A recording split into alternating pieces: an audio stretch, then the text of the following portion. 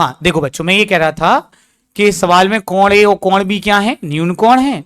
तो अपन ने कोण ए और कोण बी यहां बनाया और सी पे क्या बना लिया, समकोण। माना त्रिभुज एबीसी में कोण ए व कोण बी न्यून कोण है तथा कोण सी क्या है। और प्रश्नानुसार कॉस ए बराबर क्या है, कॉस बी। अब कॉस माने होता है आधार बटे कर्ण, क्या होता है। तो मैं कर्ण तो लिखता हूं पर मैं आधार नहीं लिख रहा। अब कई लोग सवाल उठाएंगे सर क्यों, क्योंकि आधार चेंज हो सकता है कोण के अकॉर्डिंग। क्या हो सकता है, तो आधार का एक और नाम है संलग्न भुजा। क्या नाम है, कोण ए की संलग्न भुजा और यहां कोण बी की संलग्न।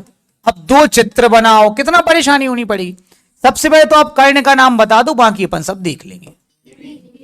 आवाज ही नहीं आ रही, वेरी गुड। और कर्ण ए वाला, कर्ण तो हमेशा सेम रहता है, ए वाला उस वाले की बात ही नहीं है। समझ गए, ये क्या हो गया आपका ए बी। अब कोण ए की संलग्न भुजा मतलब कोण ए से जुड़ी। अपन ने आधार का नाम क्या लिखा, संलग्न भुजा। आधार क्यों नहीं लिखा, क्योंकि आधार ए के लिए कुछ और होगा और बी के लिए। कोण ए की संलग्न भुजा मतलब ए से जुड़ी हुई भुजा। अब देखो ए सी भी हो सकती है और ए बी, लेकिन ए बी तो कर्ण है तो आ जाएगा ए सी। हाँ या ना बोलना पड़ेगा। अब कोण बी की संलग्न भुजा मतलब बी से जुड़ी हुई भुजा। बी से एक जुड़ी ए बी और एक जुड़ी बी सी, तो कौन सी लिखेंगे अपन, क्योंकि ए बी तो क्या है, ए बी से ए बी क्या हो गए, तो ए सी बराबर क्या आ गया, बी सी। हमने आपको बताया था कि बड़े कोण के सामने वाली भुजा बड़ी होती है, छोटे कोण के सामने वाली भुजा।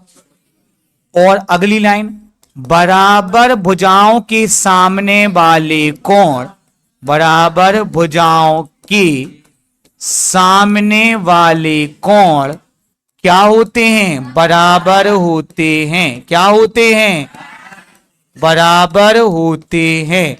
चलिए बेटा बताइए, एसी के सामने क्या कोण है, एसी दिख गई, कोण क्या है, बी। वो तो जो बच गया, एसी है तो कौन बचा, बी। अब बिना करे बताओ कि बीसी के सामने कौन होगा, बीसी है, बच क्या गया, ए। फिर भी देखना, देख लो बीसी सामने क्या है, ए। बीसी के सामने क्या है, ए। क्या यही सिद्ध करना है, हेंस। चलिए कर लीजिए।